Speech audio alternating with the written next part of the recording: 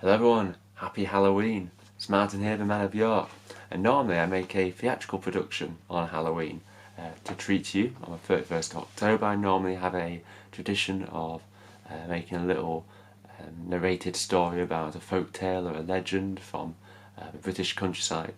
But this year, because I didn't have much time to get out and film any interesting places, I thought I would do a reading of one of my favourite horror writers from my favourite horror writer, William Hope Hodgeson. And today I'm going to be reading The Hog, which is part of his series of the Dr Carnaki Ghost Finder series, which is probably the finale of the series, and so is the most chilling and creepy. And so I've been doing some illustrations, I've been narrating from the book. It's not perfect, but I hope you enjoy it. I'm hopefully going to have it in a few parts. So this is part 1 tonight for Halloween, and I'm hoping that just after Guy Fawkes night I'll have the finale finished for you.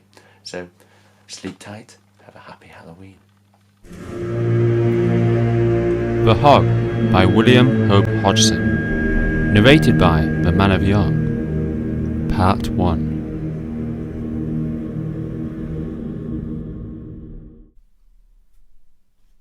We had finished dinner, and Carnaki had drawn his big chair up to the fire and started his pipe. Jessup, Arkwright, Taylor and I had each of us taken up our favourite positions and waited for Carnaki to begin. "What I am going to tell you about happened in the next room," he said after drawing at his pipe for a while. "It has been a terrible experience. Dr. Whitton first brought the case to my notice. We'd been chatting over a pipe at a club one night about an article in the Lancet, and Whitton mentioned having just such a similar case in a man called Baines. I was interested at once. It was one of those cases of a gap or flaw in a man's protection barrier, I call it. A failure to what I might term efficiently insulated, spiritually, from the outer monstrosities. From what I knew of Whitton, I knew he'd be no use. You all know Whitton, a decent sort, hard-headed, practical, stand-no kind of nonsense sort of man. All right at his own job when that job's a fractured leg or a broken collarbone, but he'd never have made anything of a Baines case." For a space, Carnaki puffed meditatively at his pipe. We waited for him to go on with his tale. "I told Whitton to send Baines to me," he resumed. "And the following Saturday he came up, a little sensitive man. I liked him as soon as I set eyes on him. After a bit I got him to explain what was troubling him, and questioned him about what Dr. Whitton had called his dreams. They're more than dreams," he said. "They're so real that they're actual experiences to me. They're simply horrible. And yet there's nothing very definite in them to tell you about. They generally come just as I'm going off to sleep. I'm hardly over before suddenly I seem to have got down into some deep, vague place with some inexplicable and frightful horror all about me. I can never understand what it is, for I never see anything. Only, I always get a sudden knowledge like a warning that I've got down into some terrible place, a sort of hell place I might call it, where I've no business ever to have wandered, and the warning is always insistent, even imperative, that I must get out, or some enormous horror will come at me." "Can't you pull yourself back?" I asked him. "Can't you wake up?" "No," he told me. "That's just what I can't do. Try as I will, I can't stop going along this labyrinth of hell, as I call it to myself, towards some dreadful, unknown horror. The warning is repeated ever so strongly, almost as if the live me of my walking moments was awake and aware.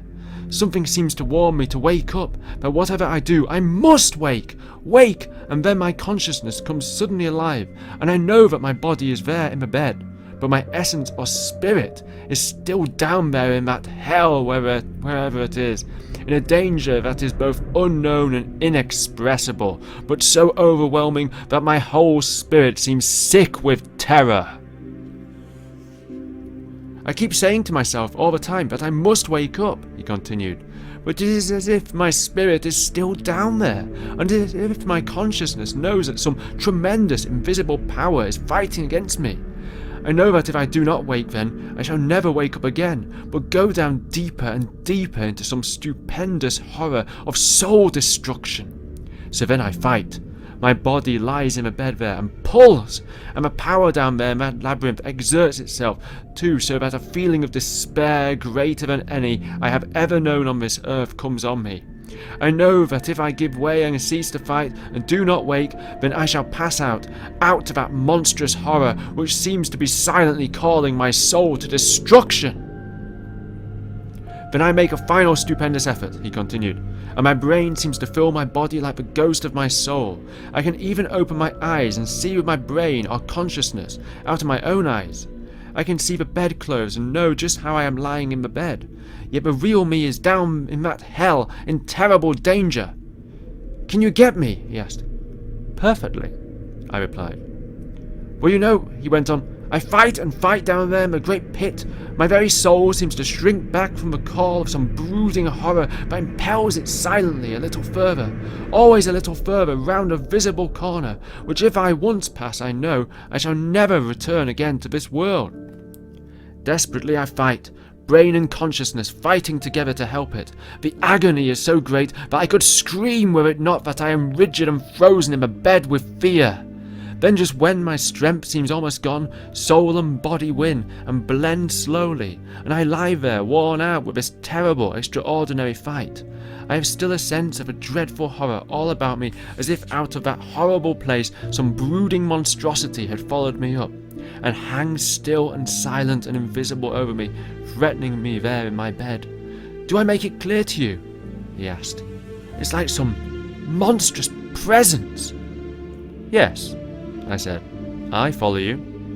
The man's forehead was actually covered with sweat, so keenly did he live again through the horrors he had experienced. After a while he continued. Now comes the most curious part of the dream, or whatever it is, he said. There's always a sound I hear as I lie there exhausted in the bed. It comes while the bedroom is still full of the sort of atmosphere of monstrosity that seems to come up with me. When I get out of that place, I hear the sound coming up out of that enormous depth, and it is always the noise of pigs.